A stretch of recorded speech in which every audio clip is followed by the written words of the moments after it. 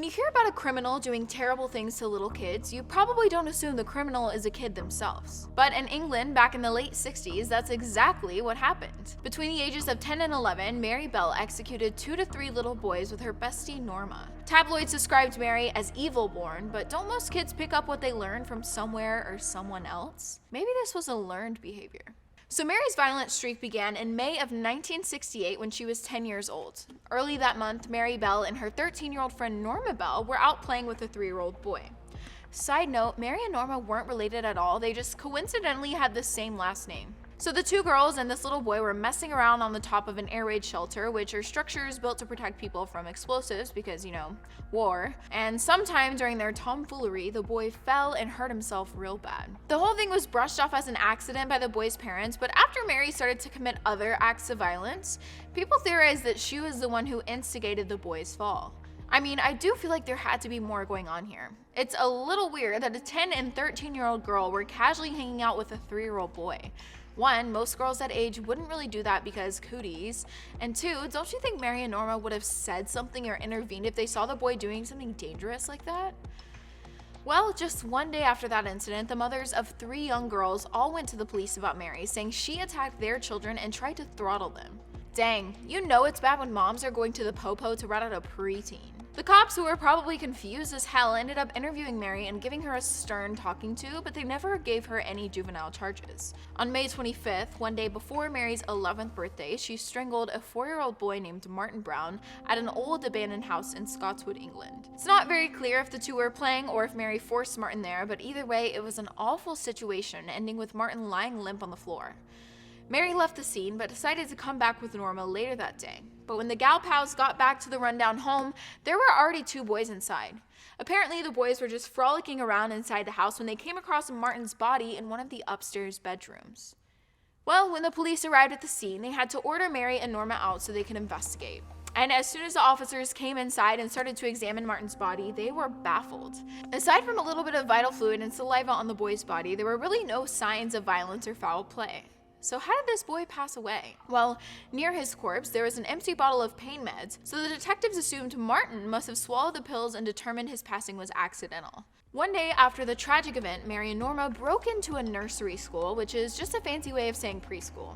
Gotta love the Brits. When police officers found out about the preschool getting vandalized, they went there to check things out, and that's when they found a bunch of awful notes. I won't tell you exactly what the notes said, but just know they talked about Martin being slain and had a bunch of F-bombs and other curse words as well.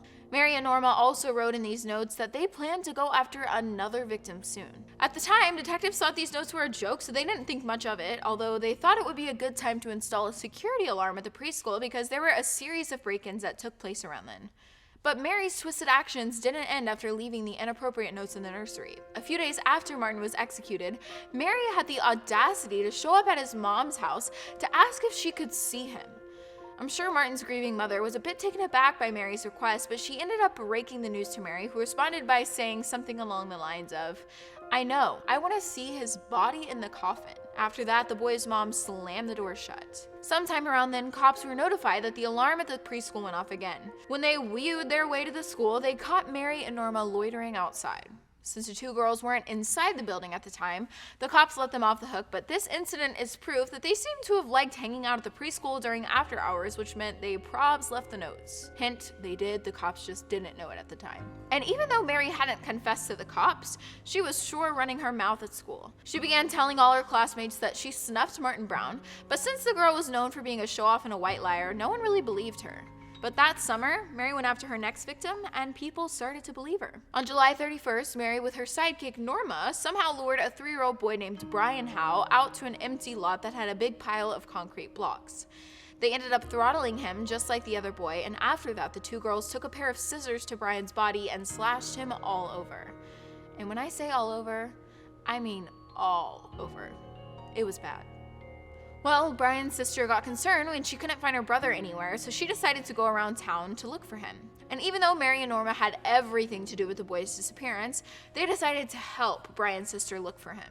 So the three girls started searching for Brian, and at one point Brian's sister thought to look under the exact pile of concrete blocks where the body was. But of course Norma was all like, I don't think he's over there, let's go look somewhere else. Brian's sister listened and moved on to the next search area. Okay, so I know the focus of the story is on Mary, but Norma seems just as bad. I wonder what caused the two of them to team up and go after little boys like this. Well, even though Brian's sister wasn't able to find Brian, which thank God she didn't because he was in bad shape, police officers discovered him shortly thereafter. His body was located under some of the concrete slabs, and it was clear someone had done something terrible to him. He had visible marks on his neck that suggested someone wrapped their hands around him, and his legs and stomach had been horrifically slashed with a razor and a pair of scissors. The pair of scissors were still actually at the crime scene. Once Brian's corpse was sent off for an autopsy, examiners reported a new mark that appeared after Brian's fluid had settled. It was the letter M that was etched in his chest using a razor. Examiners also determined there wasn't much force used in throttling the victim. This led them to believe that the assailant was a child. Ugh, that is so terrible. After the investigators were informed of the startling discovery, they sent questionnaires out to all the kids in the area to see if they could come up with a list of possible suspects. Through the questionnaires sent out, detectives were able to find out about all the kids' whereabouts surrounding the time of Brian's execution. Most of the responses seemed legit, but when officials got to Mary and Norma's, they noticed inconsistencies and found out through another witness that the girls were with Brian that day. Knowing all of that, investigators decided to bring the two girls in for questioning because something just didn't seem right.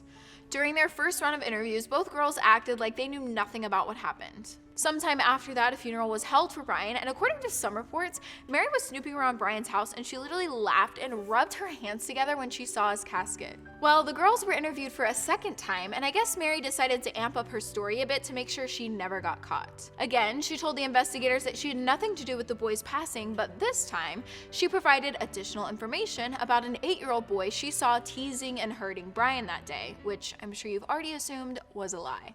She then embellished the lie a bit further by saying the older boy was carrying a pair of broken scissors too. But that was Mary's big oopsie. The information about the weapon used on Brian hadn't been released to the public yet, which means the only other person who would really know about it is the perp. And I didn't mention this earlier, but when the preschool was broken into, a bunch of school supplies had been stolen, including scissors. As if it wasn't already clear enough that Mary was involved in the crime, investigators found out that the boy she tried to frame for the crime was at the airport when the incident occurred. So Mary was definitely lying. In Norma's second interview sesh, she caved and told the detectives all about how she watched Mary snuff the boy. Wow. I don't get how Norma could just stand there and watch it all go down without intervening or calling for help. Makes me think that she was just so obsessed with Mary that she was willing to do whatever her queen wanted, including torturing little boys. Well, Mary eventually admitted to being there when Brian was whacked, but she tried to say Norma did it. I wonder if anyone believed Mary at this point, because she had just gone from saying she knew nothing about Brian's passing, to blaming it on some random boy, to now saying she was there but didn't do it. With Mary's slip-up in Norma's confession, officers decided it was about time to take the girls to court. They were arrested for their crime and court dates were set. Now, most of the reports focus on Mary's trial since she was the one who carried out the actual crimes, so not much is mentioned about Norma's. In Mary's trial, prosecutors claimed Mary committed these crimes for pleasure. They believe she was excited about the idea of slaying someone else, so that's exactly what she did at least twice. Because that's something most kids get excited about. Well, not everyone bought that motive, so a psych evaluation was ordered to determine if Mary was dealing with a mental illness that may have caused her to act this way. In the evaluation, court-appointed psychiatrists said Mary was an intelligent, manipulative, and dangerous girl who displayed classic elements of psychopathy. Well, the jury and the judge both agreed with the psychopathy theory. The judge even said Mary was dangerous and posed a very grave risk to other children. She was found guilty on the grounds of diminished responsibility, but Norma wasn't seen the same way. The court decided that Norma was an unwilling accomplice who was just under a bad influence, so she was let off the hook. But Mary was sentenced to be detained at Her Majesty's pleasure, which is literally a sentence in England that means a criminal is kept in prison until it is determined to be safe to release them. Anyway, at the time of the court's decision, it seemed to be an indefinite sentence of imprisonment for Mary, but that's not exactly what happened. Mary was first sent to the Red Bank Secure Unit in Lancashire, but she would later be transferred to the Moor Court Open Prison for adults. Meanwhile, the media was eating up Mary's story like it was candy. Mary's mom thought she'd cash in on all the drama by selling a bunch of stories about Mary to the press and giving them some of Mary's alleged writings. In September of 1977, Mary got caught escaping prison, so she was penalized by getting her prison privileges revoked for 28 days. But as strict as things seemed for Mary, she ended up getting released at the young age of 23. Yep. That's right. After serving 12 years in jail, Homegirl was granted anonymity and set free just like that. 4 years after her release, Mary, who ended up changing her name, gave birth to a daughter. The daughter actually had no idea what her mother had done until she was 14, and they lived their life on the down low until someone from the press was able to find out where Mary lived by discovering her identity. After that, reporters started camping out outside the home, and anytime Mary or her daughter had to leave, they would walk out with bedsheets over their heads. Imagine having to throw a blanket over your head every time you need to get groceries. That's a pretty rough way to live. But then again, at least Mary was able to live her life, especially considering the fact that Martin and Brian weren't granted the same fate. Since Mary's daughter was only granted anonymity until she turned 18, Mary went to court on May 21st of 2003 to get an extension for both her and her daughter. She was granted the request, and the court even labeled the decision to protect the identity of someone for life as the Mary Bell Order. The only other thing known about Mary is that she became a grandmother in 2009. After that, nothing new has been reported, and her current address remains a secret. Most people believe Mary is still alive today, but has just managed to stay out of the public eye. So after hearing this story, you probably have so many questions about Mary's upbringing and what may have led her to snuff these poor little boys as a child herself. Well, she was born to a 17-year-old girl named Betty, who seriously told the doctors, "Take that thing away from me," when she laid eyes on her daughter after giving birth. Betty was a woman of the night who took a bunch of business trips to Glasgow, leaving Mary behind for extended periods of time. But as sad as it sounds, it may have been a better situation for Mary because when her mom was home, Betty would mentally and physically abuse her. Betty's sister and Mary's aunt once said she had to step in to save Mary when Betty tried to give her away to some random lady on the street who said she was looking to adopt a child.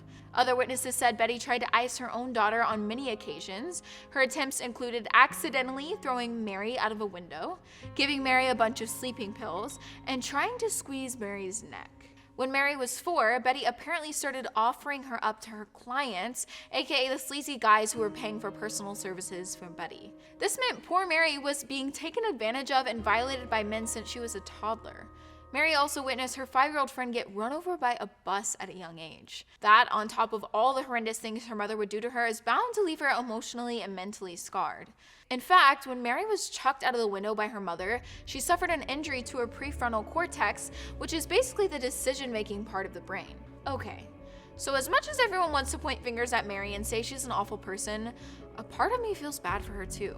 While she definitely shouldn't have gotten violent with any of those boys, kind of seems like violence was all she knew. Mary went through so many traumatic experiences as a child, and it didn't seem like she was taught right from wrong. And it makes me wonder if her mom experienced a similar upbringing. Like, she gave birth at 17 and had to work in a tough industry to make ends meet. Really makes me wish more people like that were given the proper resources to take care of their kids, seek mental help, and find better ways to cope with their experiences than by repeating them on the next generation. Thanks for tuning in.